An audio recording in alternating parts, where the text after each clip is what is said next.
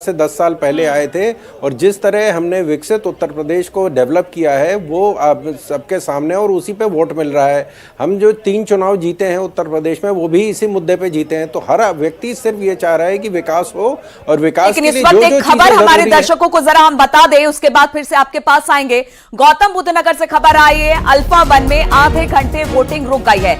Booth 7 पर आधा घंटा खराब रही ईवीएम मशीन, आधे घंटे तक मतदान यहां पर बाधित रहा है। इंजीनियर भेजकर इसे सही करवाया गया है मशीन को, और अभी फिलहाल जानकारी नहीं मिल रही है कि क्या दोबारा से यहां पर वोटिंग शुरू हुई है कि नहीं हुई है, लेकिन इंजीनियर वहां पर पहुंच गए हैं और ईवीएम को चेक किया जा रहा है। लेकिन गौतम बुद्ध नगर के अल्फा 1 में आधे घंटे तक मतदान जो रहा वो रुका रहा। बूथ संख्या 8 पर आधे घंटे तक जो ईवीएम मशीन है वो खराब रही है, आधे घंटे तक मतदान बाधित रहा है। फिलहाल इंजीनियर भेजकर मशीन को सही करवाया जा रहा है और जैसे ही ये वहां पर सही होती है मशीन, एक बार फिर से मतदान होता है। शरद जी, अपनी बात को कंटिन्यू करिए।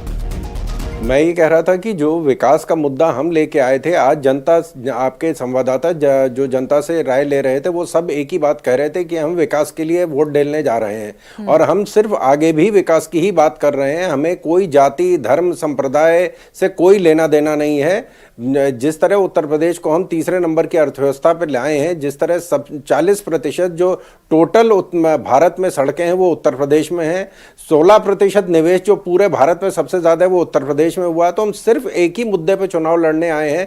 पहले भी यही था और आज भी यही है कि हम विकास के मुद्दे पर। लेकिन एक सवाल का जवाब दीजिए, अब तक तो विकास की बात बीजेपी करती रही है, साल भर तक विकास की बात होती रही, जब कैंपेन में उतरे तब भी विकास की बात हुई, लेकिन फर्स्ट फेज के बाद हमने देखा कि विकास को छोड़कर बहुत सारे ऐसे बयान प्रधानमंत्री की तरफ से और बीजेपी की तरफ से दिए गए। कहा यह गया विपक्ष की तरफ से कि ध्रुवीकरण करने की कोशिश है, तो कहीं लगता है कि वो विकास पीछे रह गया और ये बात कहीं और निकलकर चली गई और सेकंड फेज आते आते चीजें चेंज हुई है।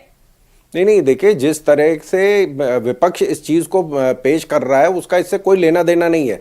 विपक्ष ही ला रहा था ये सारे मुद्दे जो हैं, जो जनता को बांटने के मुद्दे थे वो विपक्ष के थे, हमारे मुद्दे नहीं थे।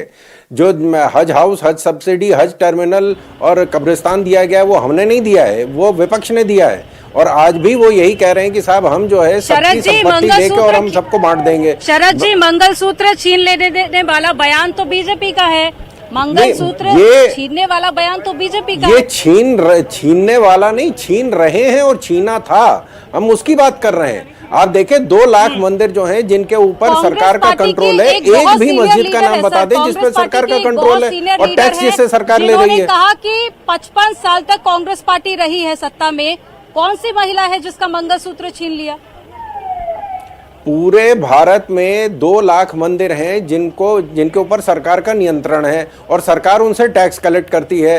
एक मस्जिद का नाम बता दें जिससे, जो सरकार के नियंत्रण में है, जिससे सरकार टैक्स ले रही है।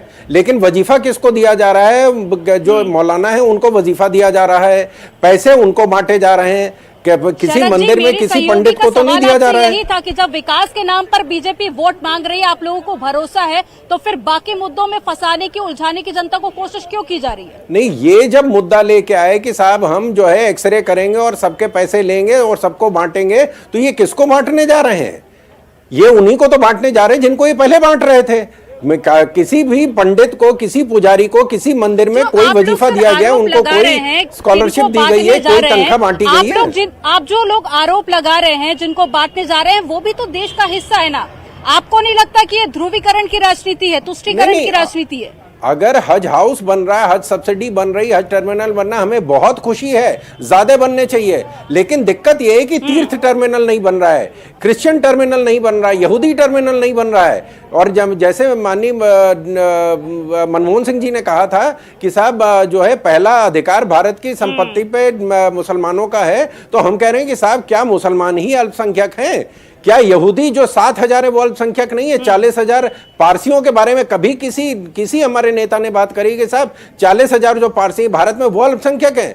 लेकिन 22 करोड़ मुसलमान अल्पसंख्यक है, क्योंकि वो सत्ता बनने या बिगड़ने में इनकी मदद कर सकते हैं। इनको किसी भी उस आदमी से कोई लेना देना नहीं जो इनको सत्ता में नहीं लाता है। हमने 168 यहूदियों को गुजरात में अल्पसंख्यक का दर्जा दिया, जिसके ऊपर आप प्रधानी का चुनाव भी नहीं जीत सकते। हम चुनाव के लिए नहीं कर रहे हैं, ठीक है सर, सबका साथ सबका विकास की बात आप कर रहे हैं।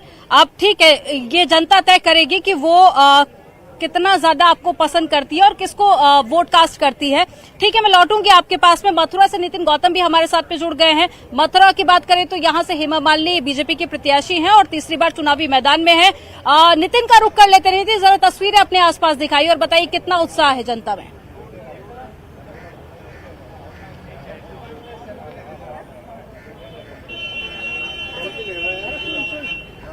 तो नितिन तक आवाज नहीं पहुंच पा रही है। नितिन से जुड़ेंगे, फिर उनसे बातचीत करेंगे। लेकिन विजय राठी भी हमारे साथ में जुड़ गए हैं, समाजवादी पार्टी से प्रवक्ता है। विजय जी, जिन 8 सीटों पर उत्तर प्रदेश में इस बार इलेक्शन हो रहे हैं सेकंड फेज में, अगर पिछली बार की बात की जाए तो एक सीट भी समाजवादी पार्टी के खाते में नहीं थी। अब बताइए, इस बार जनता से कितनी उम्मीद है? समाजवादी पार्टी तमाम सीटें जीतने जा रही है, लेकिन उससे पहले मैं आपको बधाई दूंगा कि जिस तूफानी अंदाज में आप दोनों ने एंकरिंग की और आज बीजेपी के प्रवक्ता को फंसाया, उन्हें शायद उम्मीद भी नहीं थी। आज वो घर जाके सोचेंगे, ऑफिस में फोन करेंगे कि यार मुझ पे तो जवाब ही नहीं आ रहा था, ये कैसे कैसे सवाल पूछ लिए उन्होंने, तो जो रियल सवाल थे वो पूछ लिए। आज मैं इनसे बता दूं, ये जिस विकास की बात कर रहे हैं, विकास को लेकर के आए थे, बार बार ये आपसे बता रहे हैं कि आपके संवाददाता को लोग कह रहे हैं विकास के नाम पे वोट देंगे। सही बात है, लोग यही तो बोल रहे हैं कि झूठ पे वोट नहीं देंगे, विकास पे वोट देंगे।